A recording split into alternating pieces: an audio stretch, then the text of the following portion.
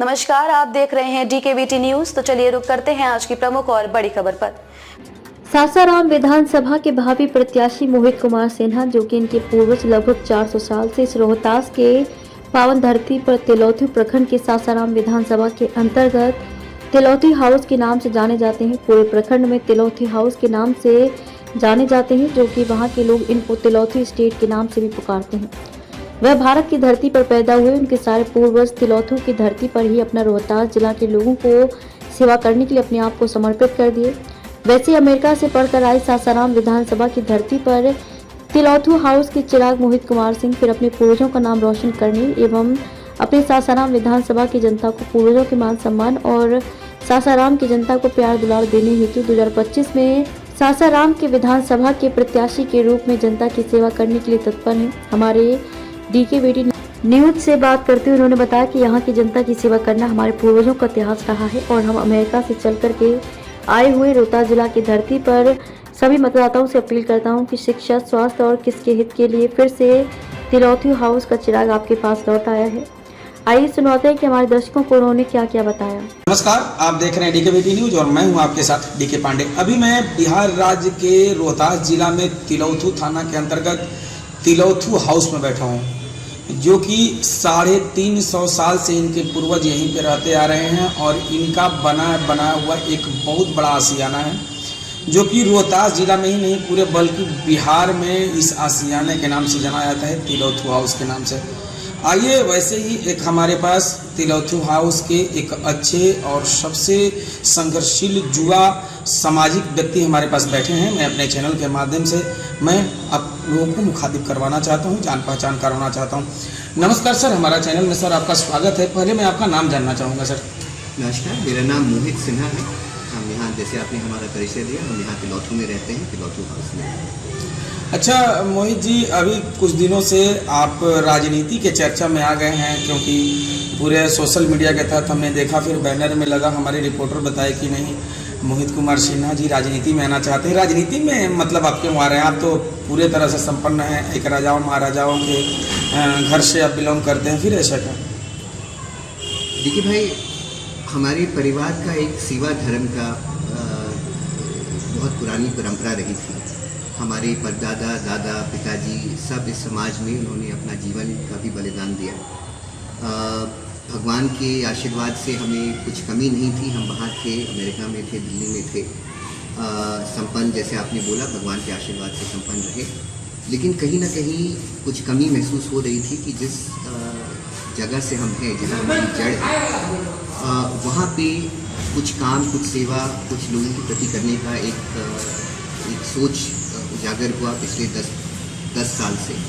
और हमारे पिताजी का एक अधूरा सपना था, उसको हम पूरा करने की कोशिश करते हैं। तो हम एक तरह से अपना धर्म, उसको आप राज धर्म बोल दें, आप परिवार का धर्म बोल दें, और जो पिताजी का एक अधूरा सपना था उसको आगे बढ़ाने का। अच्छा मोहित जी, तो सही है, लेकिन अभी तिलौथू नहीं पूरे रोहतास जिला में बहुत सारी ऐसी विकास की कमियां दिख रही है। तो क्या ऐसा आपको भी लगता है कि आपके इस तिलौथू ही नहीं पूरे रोहतास में कुछ न कुछ कमियां भी दिख रही हैं, जो कि यहाँ के जनता जो सरकारी सुख नहीं मिल पा रहा है, यहाँ से लाभ नहीं ले पा रहे हैं, आखिर कहाँ से कमियां हैं?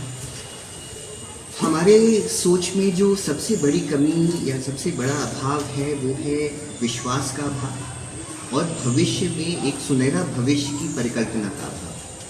आप हमसे बेहतर जानते हैं और आपके जो व्यूअर्स हैं वो भी देखते हैं, हमसे बेहतर जानते हैं कि आप इस अगर क्षेत्र का इतिहास देखें तो 100 साल पहले, 80 साल पहले, 60 साल पहले हम लोग का विकास एक अलग चरम पे था। हम लोग का डालमी नगर चलता था, रोहतास में बंजारी चलता था, 3-4 और वहाँ पे जो फैक्ट्रीज थे वो चल रहे थे। लेकिन कहीं ना, और उस समय जब 1960 में हम लोग का डालमी नगर एक तरह से बढ़िया से चल रहा था, बंजारी चल रहा था, वहाँ पे सीमेंट फैक्ट्रीज चल रहे थे, एक्सेट्रा। उस समय अगर आप देखिएगा, गुड़गांव में ज़्यादा कुछ विकास नहीं था, गुड़गांव में खेती होती थी। और आज के हाल में आप देखिए कि गुड़गांव कहाँ से कहाँ पहुँच गया और हम लोग कहाँ से कहाँ पहुँच गए।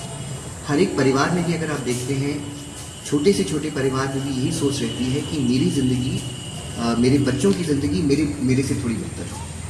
तो हर पीढ़ी की एक यही कोशिश होती है कि अगली पीढ़ी हमसे थोड़ा बेहतर करे। हम लोग रिवर्स में चले गए। अब तिलौथू प्रखंड की आप बात कर रहे हैं, यहाँ पे पहले कभी लाइट रेलवे चलता था, यहाँ पे बाज़ार स्थापित हो गया था 1920 में। यहाँ पे high school English high school था, मिडिल स्कूल था, वेटरनरी स्कूल था, है अभी भी है, लेकिन ये सब चीज़ करीब 100 साल पहले शुरू हो गई। तो अगर इन सबको हम लोग जोड़ लें तो आज तो हम लोग को कहीं और होना था, लेकिन वो कहीं ना कहीं समाज में एक विवेक के अभाव से, एक अच्छे नेतृत्व के अभाव से हम लोग पीछे हट गए हैं। अच्छा मोहित सर, एक मैं रोकना चाहूँगा, अभी 2025 में विधानसभा का चुनाव आने वाला है। विधानसभा के चुनाव में बहुत सारी पार्टियां, जैसे एक देहाती भाषा में कहावत कह दे कि जब खेत में पानी आता है तो पूरे सांप और मेढक जो है आर पे रोड पे आ जाते हैं। तो अभी 4 साल पहले, 4.5 साल पहले तक अभी कोई पार्टी नहीं थी, लेकिन अभी देखिए बहुत सारी पार्टी, सनातन कोई हिंदू धर्म बचाने के लिए निकला है, तो कोई हिंदू मुसलमान को एक तरफ हिंदू कर रहा है, एक तरफ मुस्लिम समुदाय कर रहा है, कोई कहीं पार्टी को लेकर के, तो मतलब बहुत प्रकार की पार्टी अपना अपना जाल बिछा करके और सोच रहे हैं कि मैं अपना सत्ता जमाऊं। तो इसमें आप क्या कहेंगे, आपका क्या राय है? देखिए, मूल चीज़ है इंसानियत। जाति धर्म इसके पॉलिटिक्स का परिणाम हम लोग ने देख लिया है, खासकर बिहार में। हम ये नहीं कहेंगे कि बस बिहार में जाति की पॉलिटिक्स होती है, आप देश के हर क्षेत्र में जाएं, वहाँ पे जाति की पॉलिटिक्स होती है, लेकिन उसके साथ साथ कुछ विकास होता है, उसके साथ साथ कुछ योजनाएं होती हैं।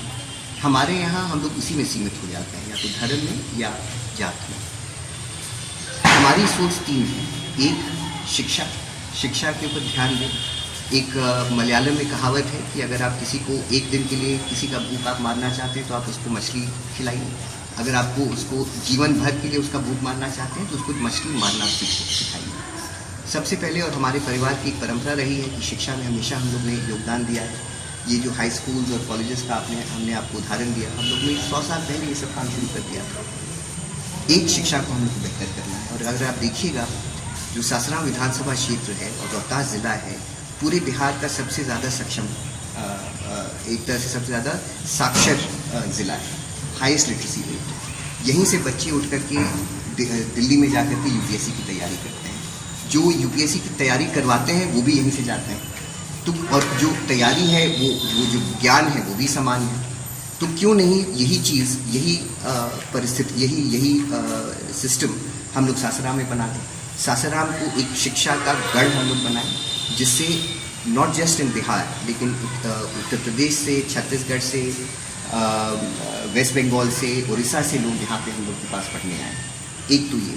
दूसरा, स्वास्थ्य के ऊपर हम लोग को काम करना है, जहाँ पे हर एक प्रखंड में आपके जो PHCs हैं, जो प्राइमरी हेल्थ सेंटर्स हैं, जो लोकल सदर हॉस्पिटल्स हैं, वहाँ पे ठीक तरह से पहले डॉक्टर्स बैठे, जो उनका 8-9 घंटे का काम होता है वो वहाँ पे करें, दवाइयाँ हों, और जो मतलब इसके लिए आपको कुछ नया चीज़ नहीं करना है, सरकार के पास ये सब संसाधन हैं।